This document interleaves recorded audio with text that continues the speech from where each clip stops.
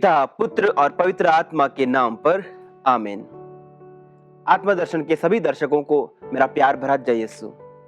प्यारे विश्वासियों, आगमन काल के पहले रविवार में आज हम मनन चिंतन करने जा रहे हैं नबी ईसाया का ग्रंथ अध्याय 63, पवित्र वचन संख्याएं 16 से लेकर 17 और अध्याय 64, पवित्र वचन संख्याएं 2 से 7।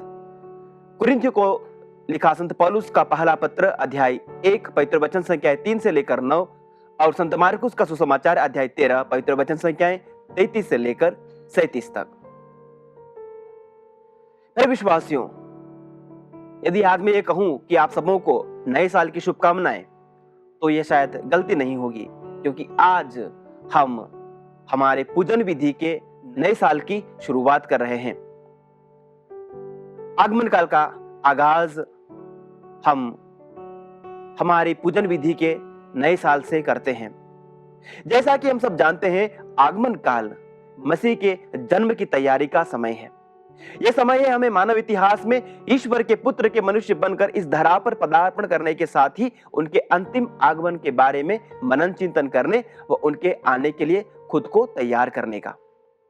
प्यारे साथियों, कोरोना काल में पड़ने वाला यह क्रिसमस एक ऐतिहासिक क्रिसमस है। इसे मनाने के तौर तरीके से लेकर क्रिसमस को लेकर हमारी समझ और वर्तमान संदर्भ में इसका संदेश सबसे हटकर होने वाला है, अलग होने वाला है। आज के पहले पाठ में हमारी वर्तमान परिस्थिति को बखूबी सटीक तरीके से दर्शाया गया है। नबी ईसाया के ग्रंथ से लिया गया आज का पहला पाठ वैश्विक महामारी झेल रहे हमारे संसार की भावनाओं को और ईश्वर के बिना मनुष्य की दयनीय दशा का बखूबी चित्रण करता है। आज के परिवेश में हर कोई मुक्ति के अभिलाषी है। विशेष करके कोरोना महामारी झेल रहे लोग इस कोरोना से मुक्ति चाहते हैं। आज के पहले पाठ में नबी ईसाया अध्याय 63 में प्रभु का वचन कहता है, प्रभु तू ही हमारा पिता है, हमारा ईश्वर है, हमारा मुक्तिदाता, यही अनंत काल से तेरा नाम रहा है। वचन कहता है, ईश्वर का नाम ही सदा से मुक्तिदाता नाम रहा है। मत्ती अध्याय 1 वचन 21 में हम पढ़ते हैं, गाब्रिएल दूत ने संत यूसुफ से कहा, वे पुत्र प्रसव करेंगी और आप उसका नाम यीशु रखेंगे, क्योंकि वे अपने लोगों को उनके पापों से मुक्त करेगा।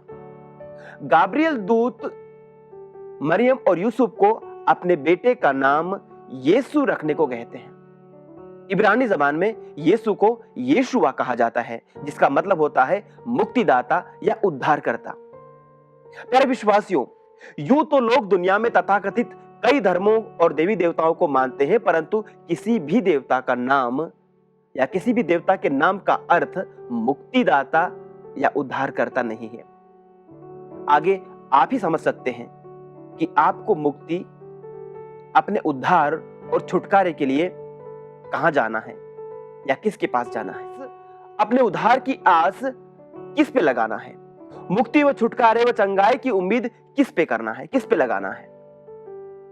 प्रेरित चरित्र अध्याय 4 वचन 12 में हम पढ़ते हैं, किसी दूसरे व्यक्ति के द्वारा मुक्ति नहीं मिल सकती है, क्योंकि समस्त संसार में यीशु नाम के सिवा और कोई दूसरा नाम नहीं दिया गया जिसके द्वारा हमारा उद्धार हो सकता है, हमारी मुक्ति हो सकती है। जी हाँ प्यारे साथियों, यही नाम है जो हमें मुक्त कर सकता है, छुटकारा दे सकता है, सच्ची आजादी दे सकता है। फिलिपियों को लिखा संत पौलुस का पत्र अध्याय 2 वचन 9 व 10 में हम पढ़ते हैं, प्रभु का वचन कहता है, ईश्वर ने उन्हें महान बनाया, यीशु को ईश्वर ने उन्हें महान बनाया और उनको वह नाम प्रदान किया जो सब नामों में श्रेष्ठ है, जिससे यीशु का नाम सुनकर आकाश और पृथ्वी तथा अधोलोक के सब निवासी घुटने टेके। वह सब नामों में श्रेष्ठ नाम है और उसके आगे सब कोई घुटने टेकर और उनके सामने सब घुटने टेकेंगे।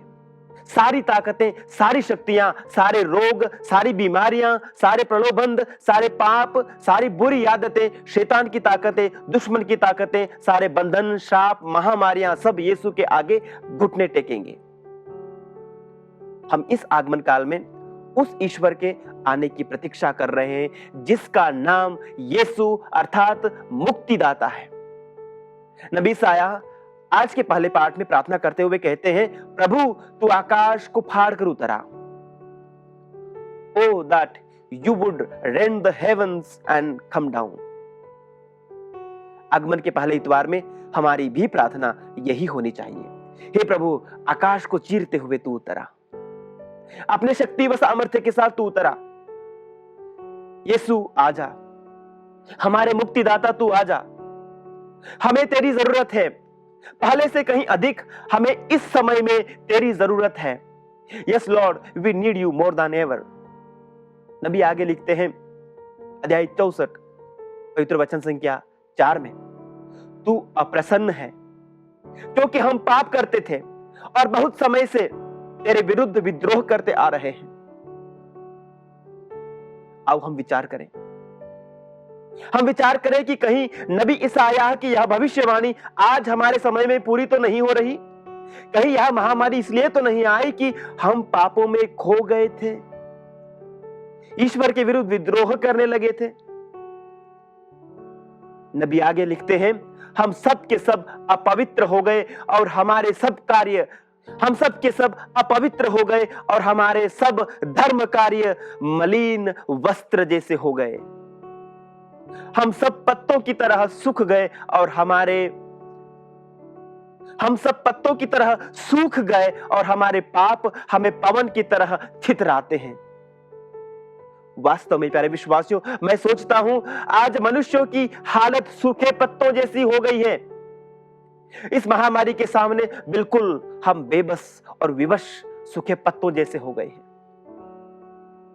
हमारा विज्ञान, हमारे यंत्र, हमारी तकनीकी, हमारी उपलब्धियां, हमारी दौलत, हमारा मेडिकल साइंस सब कोरोना के सामने प्रभावहीन, शक्तिहीन लग रहे हैं।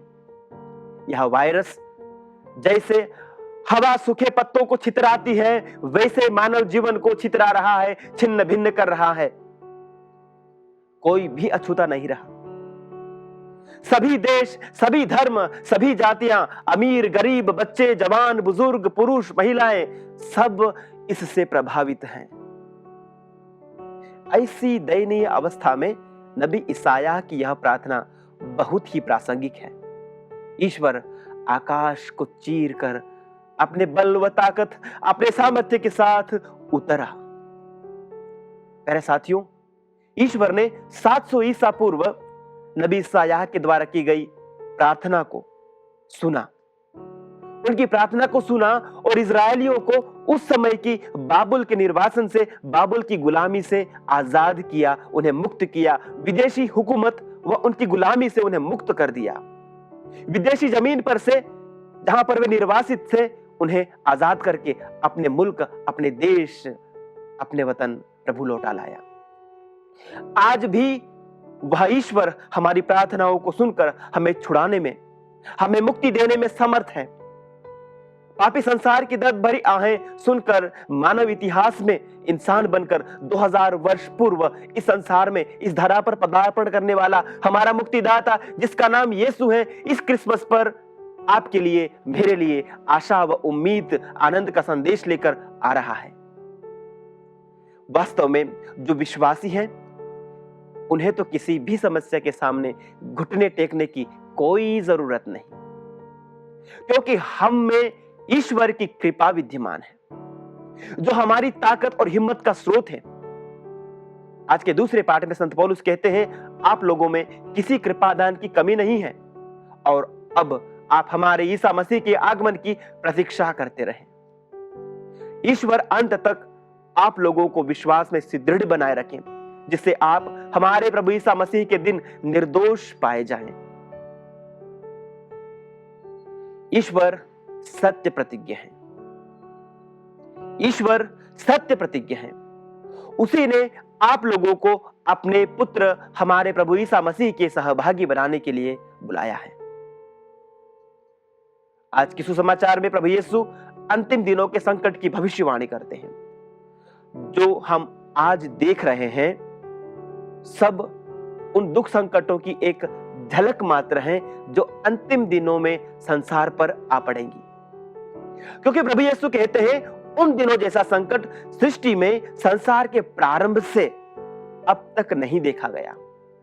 हां, कुछ हद तक कोरोना संकट इस श्रेणी में आता है, क्योंकि शायद ही ऐसा वैश्विक संकट मानव इतिहास में पहले देखा गया है। इस संकट की घड़ी में हमें क्या करना चाहिए? हम नबी ईसायाह की तरह हमारे इस कोरोना ग्रस्त संसार में, इस संकट की घड़ी में हमें क्या करना चाहिए? हम नबी ईसायाह की तरह हमारे इस कोरोना ग्रस्त संसार में ईश्वर के आने के लिए प्रार्थना करें, प्रभु यीशु के आने के लिए प्रार्थना करें। हम कहें, यीशु आइए, मारानाथा, कम लॉर्ड जीसस कम। यीशु, आपका नाम मुक्तिदाता नाम है, हमें मुक्त करने आ जाइए, हमें छुड़ाने आ जाइए। आज के सुसमाचार में कहा गया है, यदि ईश्वर ने उन दिनों को नहीं घटाया होता तो कोई भी प्राणी नहीं बच सकता, किंतु अपने चुने हुए कृपा पात्रों के कारण उसने उन दिनों को घटा दिया। आइए प्यारे विश्वासियों, ईश्वर के चुने हुए कृपा पात्रों, आइए हम विश्वासी लोग हमारी प्रार्थनाओं को बढ़ाएं, सारे संसार के पापों के लिए हम प्रार्थना करें और कोरोना से बीमार संसार में यीशु के जन्म के लिए हम तैयारी करें। जी हां, हमारी प्रार्थनाओं व प्रायश्चित से संकट व दुख के दिन घटाए जाएंगे और जल्दी ही हमारे इस संसार को राहत मिलेगी। हम सामान्य जिंदगी में फिर लौटकर ईश्वर की महिमा कर पाएंगे, ईश्वर की महिमा गा पाएंगे। आमीन।